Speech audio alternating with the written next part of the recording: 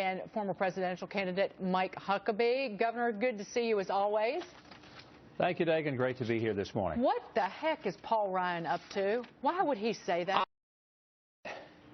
I don't know. I mean, it's not helpful. And I wonder if some of these guys almost hope Donald Trump loses, and then they can go around and say, well, we told you so. Well, if that happens, it's not that Donald Trump is the one that can be blamed for messing up. It's that their unwillingness to unite around the nominee may not be their first choice. Heck, he's not my first choice. I was my first choice. But, you know, I got beat by Donald Trump. I'm not sitting around saying, well, fine, if it can't be me, then I quit. Look, I know Hillary Clinton, and I know what a disaster she would be for this country as president. She's not her husband. And so I'm going to go out and help Donald Trump become the president of the United States. And I'm just appalled that there are Republicans who are, I don't know, I guess they're just disappointed that they didn't get what they wanted. But for many of us, especially those of us who are social conservatives, strong pro-life people, we didn't always get what we wanted, but we always were, you know, willing to come around and help the guy who got the nomination. I think we're just saying, hey, let's all play by the same rules. With Paul Ryan's reticence, Governor, what was strange is because this was a sharp departure from what he had said before. He had said repeatedly that he would support the nominee. And then he does this. Again, getting into his motives, is he trying to give cover to people, congressmen who are not yet behind Trump? Is he trying to build common ground on some of the issues that are most important to him? Do you have any insight into that? Well, let me just use an old expression. Lead, follow, or get the heck out of the way. And I'm sorry to be so blunt, but he's the speaker. That means he's the leader. Then lead. Lead the members of Congress to support our party. Let's support the entire ticket. Let's support every person running for governor, every person running for senator, and every person running for Congress. And let's support our nominee for president. Let's support our entire ticket. That's when it works best. And if he's not going to do then he and the people like him will do more to hurt those down ballot races, and they're going to offend and alienate a lot of the supporters for Donald Trump who are, let's just say, energetic. I could use the word rabid, but let's use the word energetic because they are.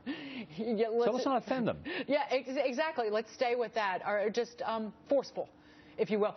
Do you think Trump's going to, before we move on, do you think Trump's going to have any problem raising money, Governor?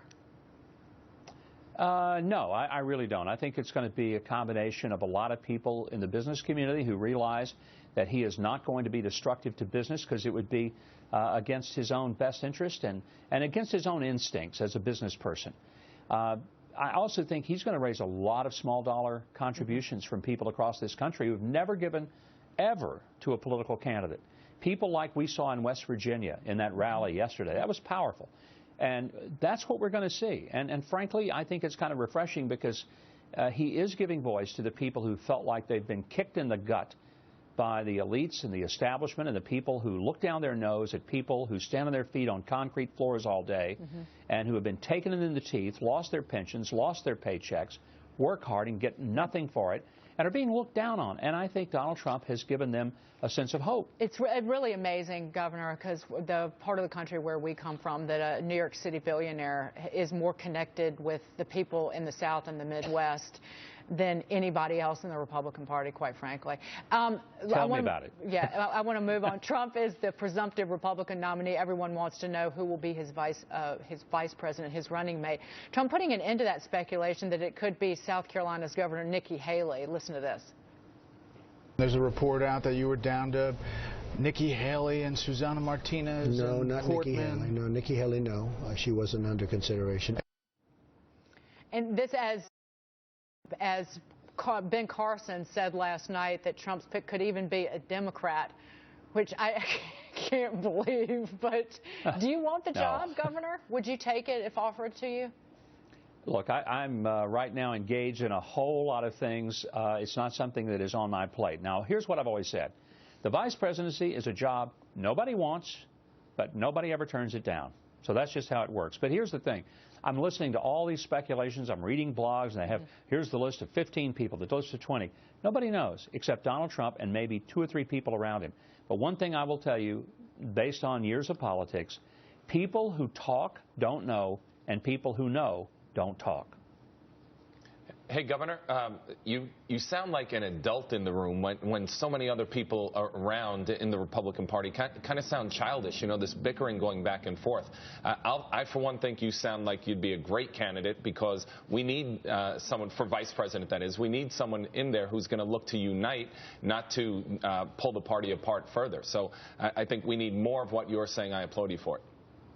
Well, I appreciate it. And just being called an adult is remarkable because I think so many people who know me feel like I never have quite grown up. I'm sort of like Tinkerbell. And so, you know, that's very nice. So thank you very much. You're welcome. All right, I wanted to get your reaction to this. Former President of Mexico, Vicente Fox, back in February told Maria that there is no way Mexico will pay for the wall. I am not going to pay for that wall. I am not. And he should know that, and I'm not going to apologize.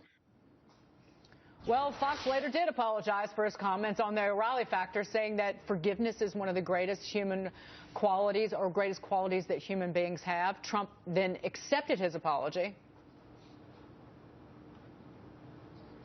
And he apologized, and I accept his apology. I thought it was very nice. Did you see it? Honestly, I thought it was very, very nice because I was giving him a little hard time about something, and he apologized. He was the former president of Mexico, and I thought it was very nice that he apologized.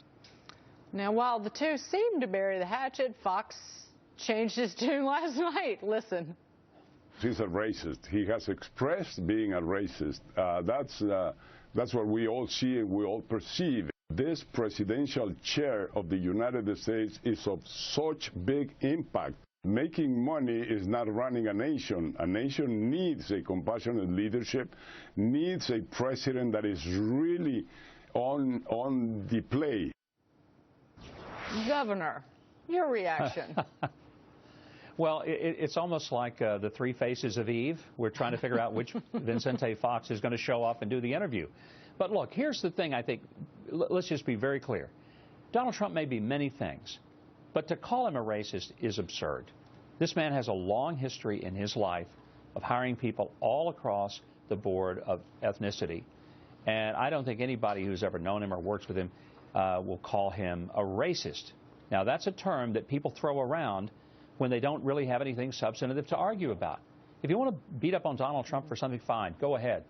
But racism is absurd. That's just absurd. When people try and throw mud at Donald Trump, it somehow winds up like a boomerang. He's an unusual character, but Donald Trump's not the one who gets dirty.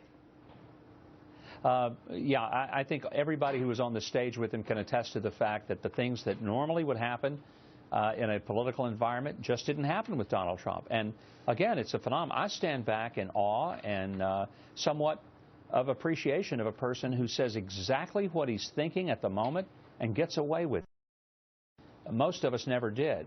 No. And look, Donald Trump says at the podium what most people say sitting around the table having coffee with their closest friends. Mm-hmm. And he just goes up there and belts it out. And I think that's what people appreciate. He isn't politically correct. He's not filtered. And frankly, it's a little refreshing to find someone who is not being so careful not to offend the professionally offended. And we're living in a world where some people will figure out a way to get offended by everything somebody says. And then we're always having to apologize. I'm sorry for this. He's never sorry. You know, and I guess let's go back to the old movie. Love is never having to say you're sorry. So Donald Trump is like never having to say he's sorry. Amen to that, Governor. It was great to see you. And a happy Mother's Day to all the wonderful women in your life as well. Governor Mike Huff.